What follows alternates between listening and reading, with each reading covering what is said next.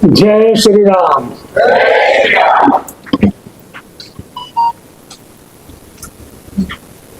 Most respected Dr.D.K.Hari, it is my fortune to see him so closely today. I have heard about him, I have read something very good about him, but his spirit, his lucidity, and his intellectual sharpness, I have become a great fan of yourself.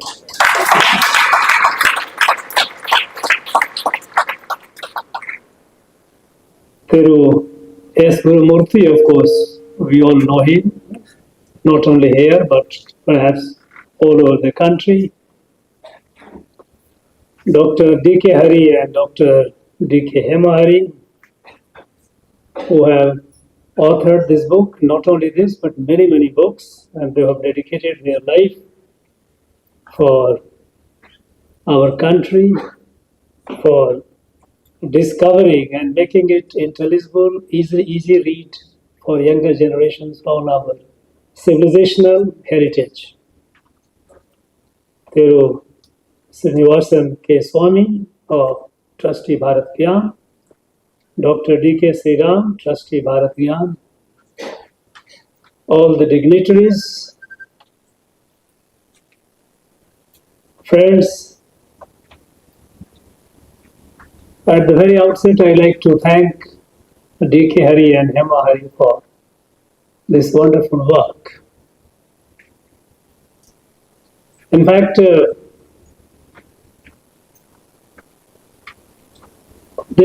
I was fortunate to be associated.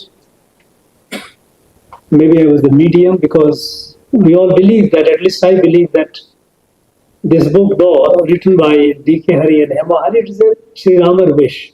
Nothing happens without his wish.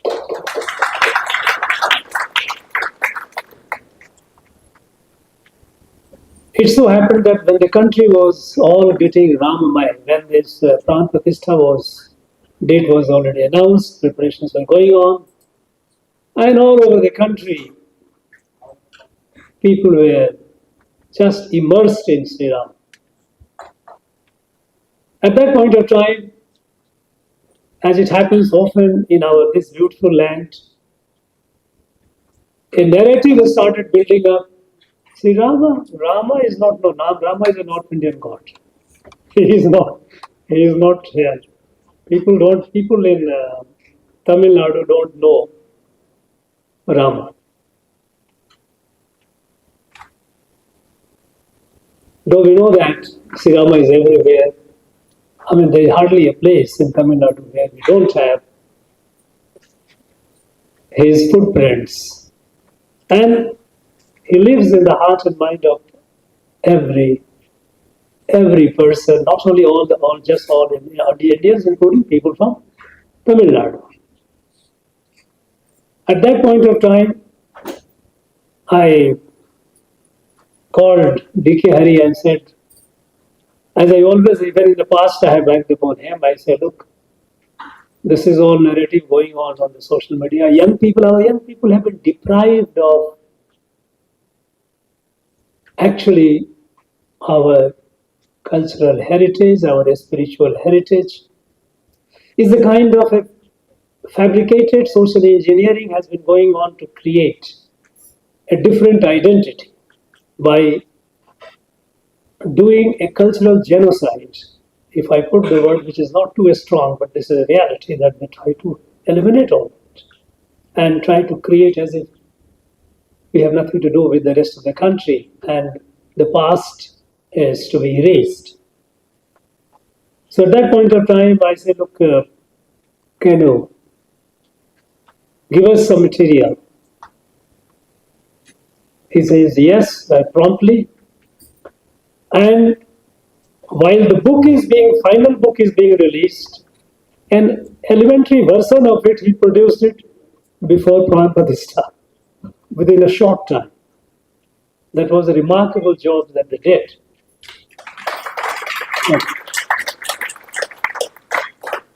You know, here for the last 3 years that I am here in this beautiful state,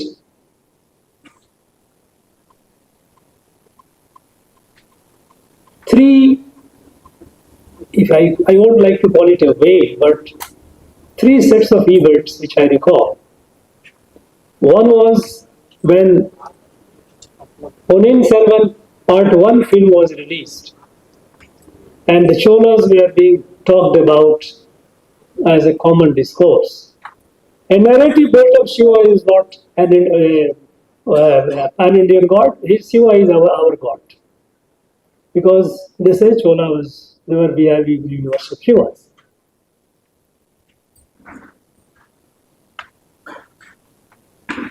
It happened in September 2022 that the film was released.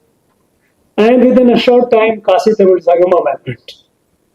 And we found such a large number of people who applied online to visit. It became so difficult for those who were managing it. They had difficult time apologizing people. Sorry, we cannot accommodate you during this time. It was not possible. So many overwhelming number of people they wanted to visit because we know that Shiva and Kashi, again, we know that is abode, principal abode of Shiva, and Kashi is all over our Tamil Nadu. I don't have to narrate it. At that point of time,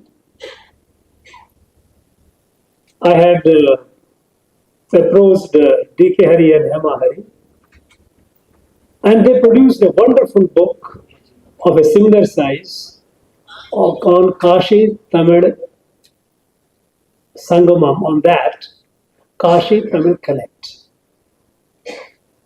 And that book became a hit.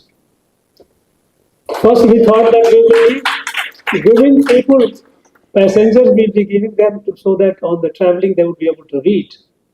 But demands have started pouring up more and more. Second was when this happened, when Sri Rama Pran Pratishtha was to be done. Again, Rama is not our god, Rama is god of North Indians. At that point again, D.K.Hari and HemaHari got together and brought material. Of course, the third one on which he has not yet produced, but he has produced in many ways, many other works, is people have started attacking straight away Sanatan Dharma, Sanatan, Sanatan. Sanatan is like virus, Sanatan is like dengue, malaria, and all those things have started. But something happened and suddenly they became quiet. No more talk about anti-Sanatan. So, with Kashi Tamil Sangamam, Kashi, people no one. In fact, it so happened that after such overwhelming response of the people who visited Kashi and came back, here also people decided, took a decision that we will also send certain number of people every year to Kashi. So, one after another, after Russia, the Shiva, Rama, Sanatan, all these things, by and large, things are falling around and reality is emerging. You know, Sri Rama, you know, if you travel over the country, not necessarily by flight, but you travel and spend time with the people, there is not an inch of this country where Sri Rama is not present.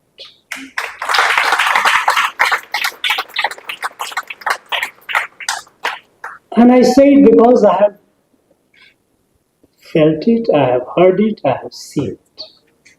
Remote corners of northeast tribes, they tell the story of Sri Rama. Go to the people in the Himalayas, of course, they have right from Kashmir to Arunachal all around.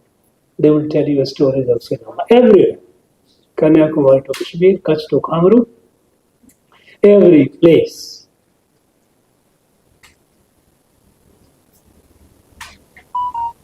He is one who is present all over. And even while in the most of the northern part of our country, during invasions before, all the temples were destroyed and all. They could not remove Sri Rama from the heart and mind of the people because Sri Rama did not live in temple. Sri Rama lived in the heart of the people. In my village, where I was born and brought up, a remote village. I come from farming community, so people, after the day's hard work, they would come in the evening. They will all assemble after their dinner with their old dhol and all these musical instruments, and they will sing Rama. Feel refreshed, go home, sleep, next day again. They got energized. Usually, when you say that after the day long work, people feel exhausted, people like to fall flat. No. People in the villages, hard working farmers, after the day long work, they used to get energy by singing Ram Katha, Ramayana. If you remove Sri Rama, which is of course not possible, there is no Bharat, there is no country. Because he is the glue that binds the whole country. It is impossible. You may demolish the temple. You may try to build a narrative, but you cannot, no one can remove Sri Rama from the heart of the people, our every Bharatiya. Irrespective of the language, irrespective of religion, irrespective of cuisine or custom. When I heard the story of Sri Rama among the remote tribes of Northeast India, in fact, that was for me an eye-opener. That was almost about 3.5 decades back when I visited that area. Everyone said that they are different people, they are, ethnically, they look different, they speak different language, their food habits are different. Actually, we did not go close to them. When I started visiting and staying with them in their houses, and in the night after dinner, the village headman will tell the story, as the used to be the system all over the country. Their grandmother used to tell the story, which of course is just fading away because today many of the grandmothers they themselves don't know the story. So when they started telling the story about Ramayana, how I could see that there were minor variations in the sense that they did it according to their own bhava, according to their own understanding, but it was so much there. Every place they had, this is where Sri Rama came, this is where Sri Rama did, this is where Sri Rama, all over the country. And Tamil Nadu is no exception at all. For long, and in fact, if you look at our national freedom movement, Sri Gurumurti ji mentioned about it. The national, Mahatma Gandhi, what did he choose to unite the whole country, bring them together? He chose only that glue that had kept the country together for thousands of years. When he started saying Raghupati Raghav Raja Ram became his daily prayer. And all these people, those who were his followers, they came and started saying the prayer every day in praise of Sri Rama. So, and the imagination was that if the British go, we will have Rama Rajya. And that is why the Rama Rajya concept even was brought in our constitution. When the constitution was drafted. And when the draft was put before the Constituent Assembly, about 32 to 33 speakers spoke. 29 of them, they rejected the Constitution, which is not acceptable. Because it says that it only talks about union and state, distribution of power, distribution of assets, adjudication of conflict, and fundamental rights. No, where is Bharat in it? Where is Bharat? It is space neutral. And by the way, in the original constitution, there was no word called secularism because it was debated. One member, nobody even thought of mentioning it. But one member wanted to he raised the point, do we need to? And then the entire house said that no, because secularism is an European concept born out of conflict, the fight between the church and the state. It is born out of the hostility between the ruler of the state and the church. And so they had to be separated.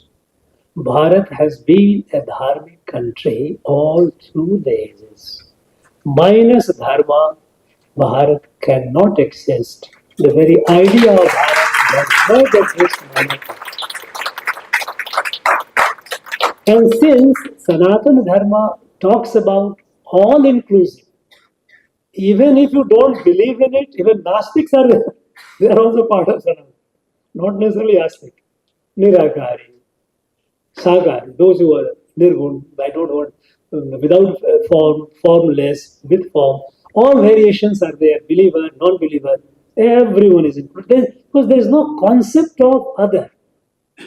This is the only dharma which does not recognize a concept of other. And this establishing the Rama Raj, it was the constitution when it was not accepted. Then at that point of time, it was said, look, time is short. We cannot keep, what do we do now, how to? And then Nandalal Bose, the famous artist of Shantiniketan and others were commissioned, his team, and they started bringing out the civilizational evolution of Bharat and brought it in the constitution.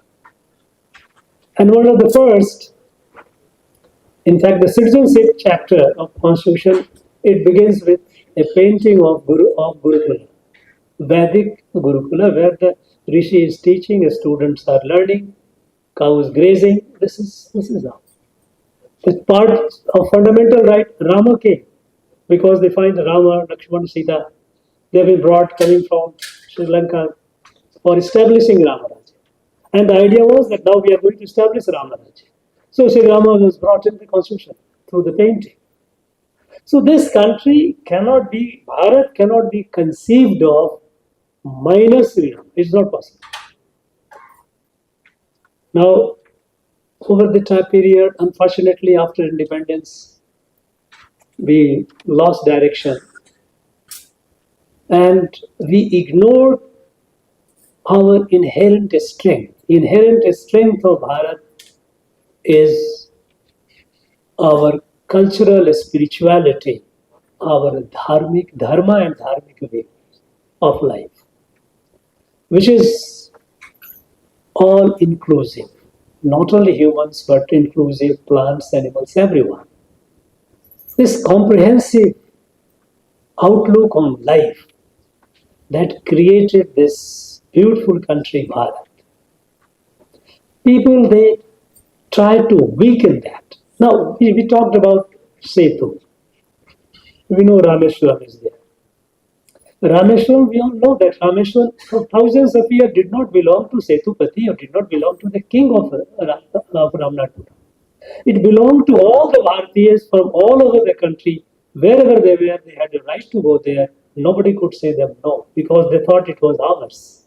It is not of local. Similar is the case with all the tirthas. All the tirthas are essentially were the watering holes. They were the institutions which nourished. They nourished the very basic, the core concept of the dharma. that we are all family, kutumbam, parivar. This concept of family, now you see, some people have started talking about what is India. Some Indians are like Chinese, some are like Africans, some are Arabic. Now people, this is either by design or by default. They all try to deny and in the process weaken the very glue that keeps us together. But they don't realize that for no other reason, not for nothing that it is called Sanatan. It is eternal. It cannot be destroyed.